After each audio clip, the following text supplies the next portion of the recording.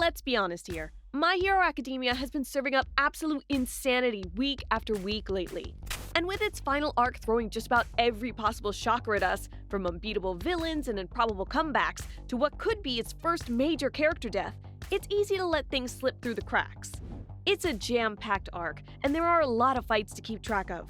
However, one that's worth keeping an eye on is the long-awaited showdown between Himiko Toga, Ochako Uuraka, and Tsuyu Asui. Background. It's been a good 13 chapters since we got any news about this matchup, so naturally, it's one a lot of readers probably haven't been thinking about much lately. I have a feeling that's a mistake. This fight, which is actually the third matchup between Froppy, Uravity, and Toga, has insane dramatic potential, and it's bound to be one of the most emotional conflicts in the whole arc. I mean, it's Toga. How can it not be? We haven't seen a whole lot of this battle yet, though. When the heroes carry out their plan to split up the villains using a copy of Kodogiri's Warp Gate quirk, Toga, Uravity, and Froppy are warped to a remote tropical island. More specifically, they're sent to Akuto Aquarium, the island's main attraction, which is run by Gang Orca. By putting 200 kilometers between Toga and the rest of the fights playing out elsewhere, they're hoping to keep her contained. A solid plan, considering that there doesn't seem to be anything Toga won't try. However, even before the battle begins, she tries something audacious, dragging Deku, who's supposed to fight Shigaraki at UA, through the portal to the aquarium. Naturally, Deku's first priority is getting back to his assigned battleground, but Monoma, whose copy quirk was responsible for the warp gates, isn't able to warp Deku to UA. That gives Toga time to confess her love, asking Deku to become her boyfriend. This naturally rattles him, and he asks what exactly she means when she says that. Toga explains that being boyfriend and girlfriend to her would mean becoming so alike that they're essentially one person. Yikes. Deku naturally rebuffs this advance, saying that doesn't appeal to him, and tells her that he could never hurt someone he truly loved. That statement reminds Toga of the hurtful words of her parents and others in the past, and she becomes enraged. The heroes who say such things in Toga's mind are as twisted as her parents. They believed heroes and those they protect are the only ones who count as real people. So to them, she was not normal. Toga prepares to attack the two, and Ochako grabs her, telling Toga that she's thought about her since they last met. Toga isn't impressed and tries to stab Ochako, an attempt that was thwarted when Deku used Black Whip to restrain her so Froppy can get her away from Ochako. Luckily, the latter isn't badly hurt, but she's worried about this sudden change in Toga's behavior, and at that point, Deku is finally able to leave the battlefield. That's all we've seen so far, and from the looks of it, this fight is pretty much just getting started. It's been a handful of chapters since we revisited it, so when we finally do, what's it going to look like? Well, there are a few unpredictable variables in the mix that are definitely going to play a role. But what's not unpredictable? The awesome plot armor content you get if you subscribe with notifications on to never miss an upload. Be like Toga and show us a little love by liking the video too if you want. No blood drinking required. Variable 1. Twice's blood. Okay, this is absolutely the elephant in the room, so let's get it out of the way first. Toga currently possesses a vial of Twice's blood. If you need a refresher, League of Villains member Twice, or Jin Bobaigawara, was a close friend of Toga's who was killed during the war arc due to his quirk Double being deemed too dangerous by the heroes. Double allowed him to create copies of people and objects, most often himself. With this quirk, he was capable of overwhelming opponents with an all but limitless number of expendable copies of himself. Toga's quirk, on the other hand, allows her to transform into anyone whose blood she drinks. If she cares about that person enough, she can even use the quirks of the people she turns into, something that would definitely apply to her close friend Twice. The implication here is staggeringly scary for the heroes. Toga is now able to use Double. Considering that the danger posed by Twice's quirk was the reason he was killed, Toga being able to use it is a huge trump card. It's almost inconceivable to think that she wouldn't make use of the blood for that very purpose. So the question here is, when will she do it? I'll go into more detail about how I think things are going to happen later, but what you need to know now is that the battle pretty much hinges upon it. Why?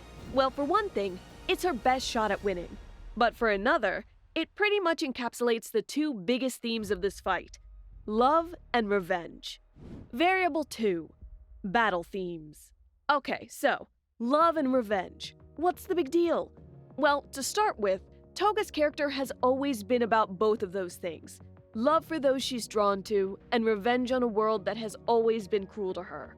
We now have confirmation that loving people, at least in Toga's terms, makes her quirk more powerful. In a series whose fans are obsessed with shipping, she's the only person who's ever actually made a love confession, and she's made a lot of them. Her idea of love, becoming one with someone else, is an integral part of who she is and of this battle. There are a lot of layers to that statement, though. There's her romantic love for Ochako and Deku, which, though she's now claiming to be over it, loomed large for a long stretch of the series. It's so intense that she doesn't even activate Deku's danger sense quirk because her love masks her potential to harm him. So of course, a fight against Ochako is going to come back to love eventually. Even though she says that she no longer feels love for Ochako and Deku after being rejected, that spurned love might prove to be just as potent as her original affections were. But there's also her love for Twice. It's a very different kind of love, but her deep attachment to him is love nonetheless. After all, he died in her arms. And her likely battle plan, using Twice's blood to turn into him and defeat the heroes with his quirk, wouldn't work if she didn't have some degree of affection for him. So there's love on both the allied and adversarial sides here. But that love also breeds a desire for revenge. Twice's death at the hands of Hawks during the First War looms large in Toga's mind, and I strongly suspect that she probably wants to hit the heroes where it hurts as a way of avenging him. She may not actually be facing Hawks, but she says it herself. Heroes and normal civilians are all the same. Just because Aravity and Froppy didn't actually kill Twice or marginalize her as a child, more on that later, doesn't mean that Toga wouldn't hit back at them to try and give the people responsible for Twice's death the punishment they deserve. It doesn't really make sense, but logic has never really been a concern of Toga's, so I don't think that should be super surprising. However, there's more to her desire for revenge than just Twice. Toga, like many of her fellow villains, was mistreated as a child for her strange quirk. Because the world has rejected her, she thinks it's only right that she should reject it, and she doesn't have any qualms about hurting others to do that. And this rejection of so-called normal society is even more evident in this fight than it has been before. Toga is done seeing the good in her adversaries. She declares that heroes only care about those who are like them. So now, she's got two big reasons to want to hurt the heroes where they live: Twice's death and her own traumatic childhood. In a lot of ways, Toga's arc has become about repaying the hurt that others caused her, and this battle doesn't seem to be any different. So, with those being the two big underlying themes of this fight, what might plausibly be coming next? Variable number 3. Toga's emotional state.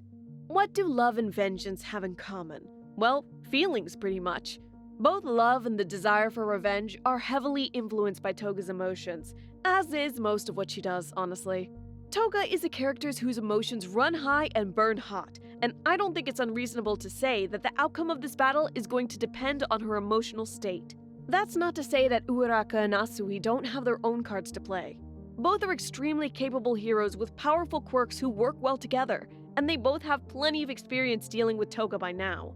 So regardless of the outcome, we can be sure they're going to put up a good fight. They might even have a bit of an advantage since they're in a water-based environment and Asui's frog quirk makes her well adapted for aquatic combat. But even so, I think that, at this point, the ball is in Toga's court, and that's thanks to Twice. Toga's Violet Blood is a huge advantage, and one that she will no doubt use against her adversaries. But how and when she does that, not to mention how effectively, is going to rely a lot on how she's feeling. After all, Twice's death is an emotionally charged memory, and she's up against an opponent for whom she has strong feelings, whether they skew more positive or negative right now. Channeling her desire for revenge and her jilted love for Ochako might make her a more deadly adversary than ever before, but letting it distract her could seriously diminish her ability to fight back. She might make careless mistakes and give the heroes openings. We can pretty much count on Toga to at least try to use Twice's quirk to attack the heroes, since it would make no sense for her to have been given the Violet Blood if she wasn't going to use it. But since we don't know yet how she'll handle her rampaging emotions, that's about all we can definitively say. And you know what that means? It's theory time! So, what's next? Okay, so we've talked a lot about Toga and what we think she's going to do, but what about the heroes? Ochako and Tsuyu probably have a few strategies of their own for dealing with their longtime adversary. For one, it seems pretty likely to me that Suya will try to use her overwhelming advantage in water somehow. Maybe she could use it to limit Toga's mobility, or launch an ambush attack from underwater. I definitely don't think they would ever try to drown Toga, even though they could, but they could use the fact that normal people don't move very quickly in water to restrain her. They also might tag team, with Ochako using zero gravity to float Toga into the air, and Suya using her powerful tongue to nab her while she's vulnerable. Given Ochako's sympathy for Toga, I think a solution like that, which is relatively unlikely to be lethal, would probably be in the cards for them. However, what they don't know yet is that they're probably going to have to contend with double too, and that's going to be trickier. Floating as many copies as possible above the battlefield with Ochako's quirk would only temporarily stall Toga, and when she can just keep on making new cannon fodder, it's going to be hard for only two heroes to keep up. It's hard to say how quickly they would adapt to fighting a totally novel quirk that they weren't expecting to see, but I definitely think it would take a second to devise a strategy. That second might prove to be critical though, because that's probably all it would take for them to be completely overrun with copies of Twice after Toga's transformation. That's why I say that I think the ball is in Toga's court. It's probably going to be what she does in that opening that determines whether or not the heroes will be able to mount a successful defense. And, like most things in this fight, that comes back to her core motivations. With that in mind, there are a few fight outcomes I can see happening. 1. Toga hesitates. The first possible scenario is one that would allow the heroes to take the win, albeit not exactly of their own merit. While Toga seems to think that all heroes are fundamentally the same, she does have a special connection to Ochako. Even if she's over her crush, there was, at one point, something in Ochako that Toga was drawn to. In a sense, Toga has already unknowingly singled her out as a hero who is different from the faceless, oppressive masses she despises. And I'm thinking that might have its part to play. Look, Toga probably knows what a huge advantage she has if she can use double effectively. She knows it's almost the ideal instrument for exacting her bloody revenge upon the people who took both her innocence and her close friend from her. But knowing that, would she have any qualms about using it on Ochako? I think that Toga would say she didn't, but the reality would probably be a little more complicated. I don't think she would hold back, but realizing the extent of the damage her borrowed quirk could do to Ochako might at the very least throw Toga off. And that might get the wheels turning.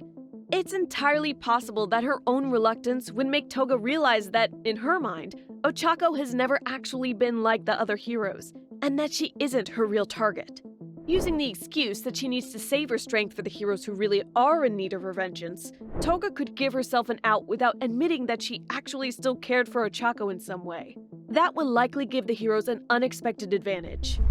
But there's also the possibility that she'd have no second thoughts at all about an all-out assault, but wouldn't be able to bring herself to finish them off once she got the chance. That, too, could give the heroes a window of opportunity to get the upper hand. Honestly, I don't think this is the most likely scenario since remorse isn't exactly Toga's thing, but it would definitely come back to the love theme of this battle. Plus, Horikoshi loves humanizing his villains, and showing Toga hesitating to kill would definitely do that. 2. Emotional breakdown.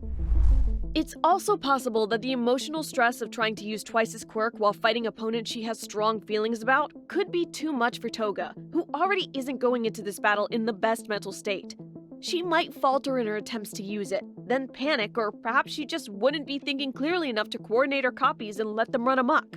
Or she might be reminded of traumatic memories of watching Twice die when she transforms into him, rendering her unable to use his quirk at all. That would be hard to watch, and an absolutely devastating defeat for Toga, but I'd say it's a possibility.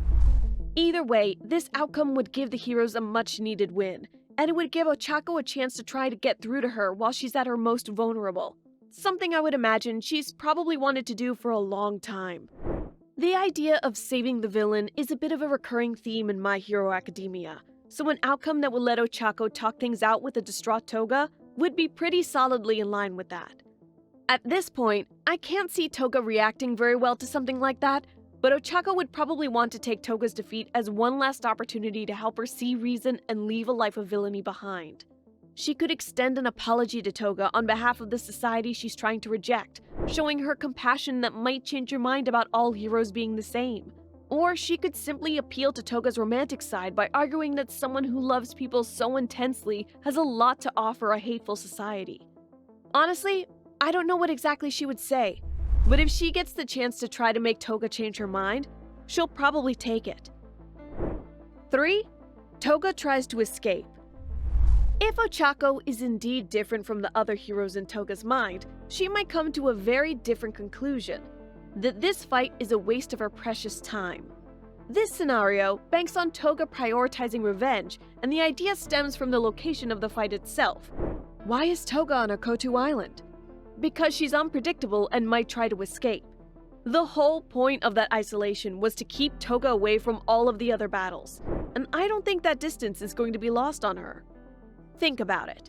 If Toga really wanted revenge, who would she be looking to pick a fight with? Hawks, definitely. Maybe some big shot heroes who dealt more direct blows to their allies during the war arc. Not Ochako, and certainly not Tsuyu. But here on Okoto Island, she's stuck fighting a time and energy intensive battle against two people who have nothing to do with her coveted revenge.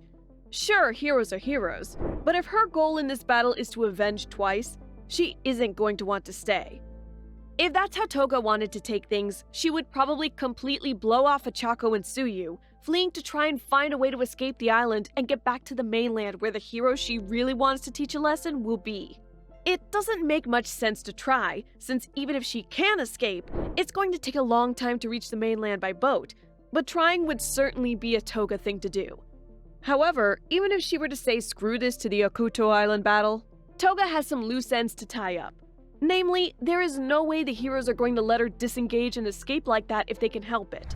In a way, her trying to flee would be a great help to the heroes, because if her attention was divided between escaping and attacking, she would end up on the defensive and unable to effectively counter them. Plus, she probably wouldn't use twice as blood yet if she thought she had bigger fish to fry.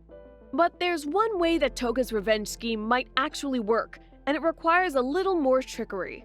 Instead of making the nonsensical decision to try to return to the mainland alone, this scenario would require Toga to let the heroes capture her, then take her back to the mainland for security reasons. Once back where she wants to be, Toga would escape captivity and start pursuing other enemies.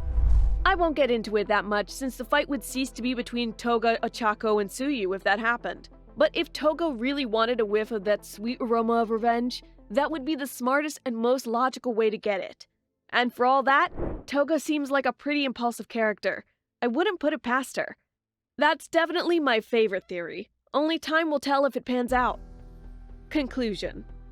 All of that said, this fight is just like its main antagonist, unpredictable. Until we see more, we won't know what Toga has up her sleeve, and I, for one, can't wait. If you've got any guesses or predictions of your own, we'd love to hear them down in the comments. And as always, thank you so much for tuning in. I'm Alexandra Macedo. Have an incredible day.